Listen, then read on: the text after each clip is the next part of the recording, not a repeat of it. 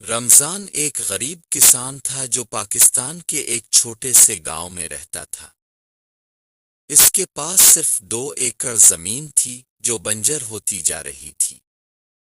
ہر سال وہ بڑی محنت سے کھیتی کرتا، لیکن بارش کبھی وقت پر نہ ہوتی اور فصل کمزور رہتی۔ اس کے 3 بچے تھے، علی، احمد اور زینب۔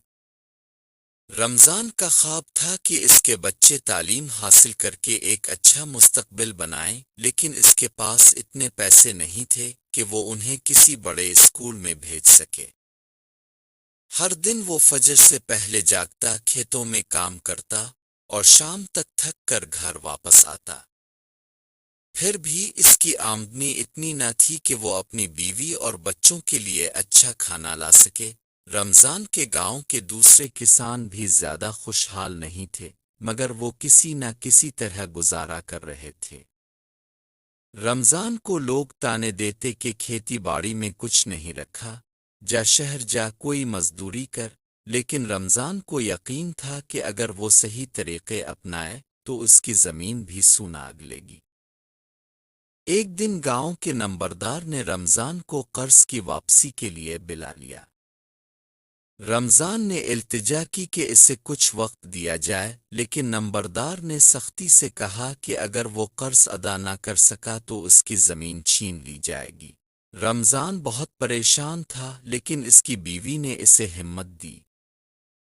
اس نے کہا، اللہ پر بھروسہ رکھو، ہم محنت کریں گے، کوئی نہ کوئی راستہ نکلے گا۔ رمضان نے فیصلہ کیا کہ وہ جدید زراعت کے طریقے اپنائے گا۔ وہ شہر گیا اور وہاں ایک زرعی ماہر سے ملا، جس نے اسے بتایا کہ اگر وہ اچھی کھاد، مناسب پانی اور سائنسی طریقے اپنائے تو اس کی زمین زیادہ فصل دے سکتی ہے۔ رمضان نے اپنا آخری سونا بیچ کر اچھی کوالٹی کے بیج اور کھاد خریدی۔ اس نے کھیتوں کی مٹی کی جانچ کروائی اور ماہرین کے مشورے کے مطابق کام شروع کیا۔ وہ صبح سورج نکلنے سے پہلے ہی کھیت میں آ جاتا، خود اپنے ہاتھوں سے پانی دیتا، زمین ہموار کرتا اور کھاد ڈالتا۔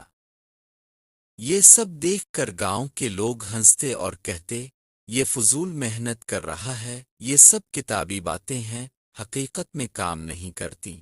لیکن رمضان نے کسی کی نہ سنی۔ وہ جانتا تھا کہ محنت اور صبر ہی کامیابی کی کنجی ہے۔ چند مہینوں بعد جب دوسرے کھیتوں کی فصل کمزور اور زرد ہو رہی تھی، رمضان کے کھیت میں ہریالی تھی۔ پودے مضبوط اور سرسبز تھے۔ گاؤں کے لوگ حیران تھے کہ آخر رمضان نے ایسا کیا کر دیا۔ فصل پکنے کے بعد رمضان نے اپنی پیداوار شہر میں لے جا کر بیچی اور اسے پہلی بار 3 گنا زیادہ منافع ہوا۔ یہ اس کے لیے ایک بہت بڑی کامیابی تھی۔ اس نے سب سے پہلے اپنا قرض ادا کیا، پھر کچھ پیسے بچائے اور مزید اچھی زمین خرید لی۔ اگلے سال اس نے مزید بہتر کام کیا اور اب کی بار اس کی آمدنی 5 گنا بڑھ گئی۔ اب رمضان کے حالات بدلنے لگے تھے۔ اس نے اپنے بچوں کو ایک اچھے اسکول میں داخل کروا دیا۔ علی، احمد اور زینب خوش تھے کہ اب وہ اچھی تعلیم حاصل کر سکیں گے۔ چند سالوں میں رمضان گاؤں کا سب سے کامیاب کسان بن چکا تھا۔ جو لوگ کبھی اس پر ہنستے تھے، اب اس سے مشورہ لینے آتے۔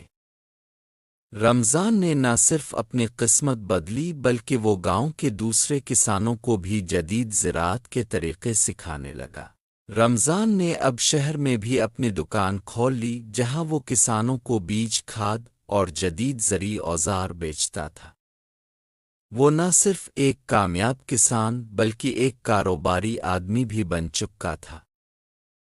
ایک دن وہی نمبردار جو اسے تانے دیتا تھا رمضان کے پاس آیا اور کہا، رمضان، مجھے بھی وہ طریقے سکھا دے جن سے تو نے کامیابی حاصل کی۔ رمضان مسکرایا اور بولا، محنت، صبر اور سیکھنے کا جذبہ ہی اصل کامیابی ہے۔ جو یہ اپنا لے وہ کبھی ناکام نہیں ہو سکتا۔ نتیجہ، محنت کبھی رائے گا نہیں جاتی۔